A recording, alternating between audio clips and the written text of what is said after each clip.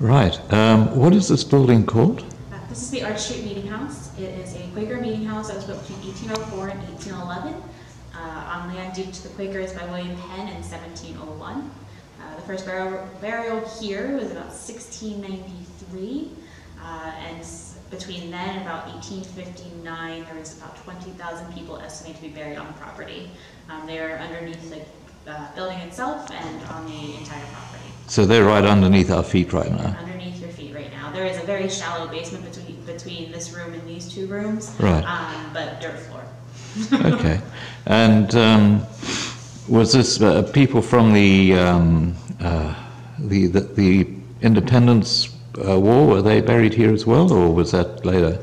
So Quakers are pacifists, so by and large you're not going to see very many people that fought or contributed to the Revolution buried here. However, Quakers very much believe in following the inner light and how spirit guides them. So if spirit led you to join the Revolution, that was a way you could go. Yeah. One notable person buried here that we know was buried somewhere on the property, we're not sure where, was Samuel Nicholas, who was the first commandant of the Marine Corps.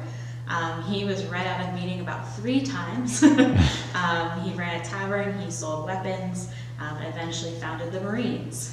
Okay. But they let him back in about 6 months before he died, and he's buried somewhere. Okay. And is Betsy Ross buried here as well? Betsy Ross is not buried here. She was a Quaker, and the meeting she would have belonged to is the meeting that still worships here today, that this building came after the Revolution.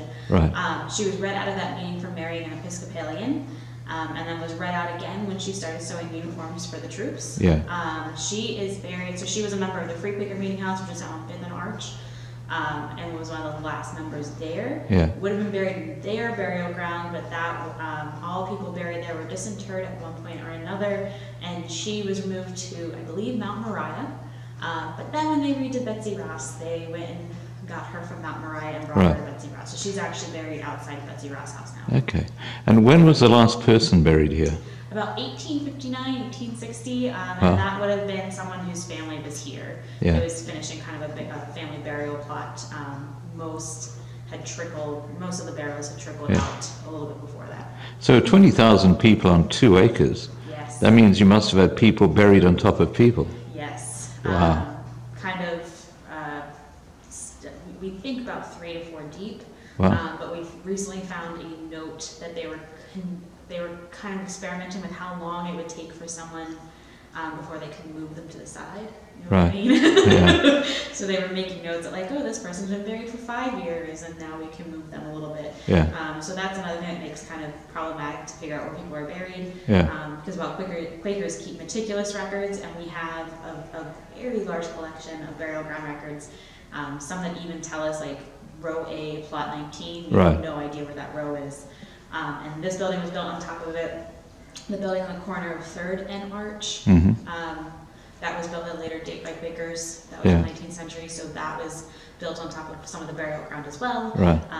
There were tunnels dug under that one for a basement. We had an addition in 68 added that dug down, so people have been kind of shifted all over the place. So there are basically people still buried under this building.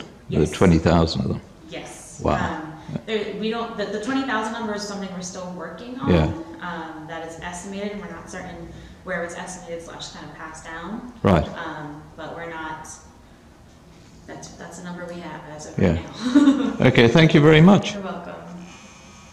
This is the Arch Street meeting house in the corner of, it's 4th and Arch Street in Philadelphia.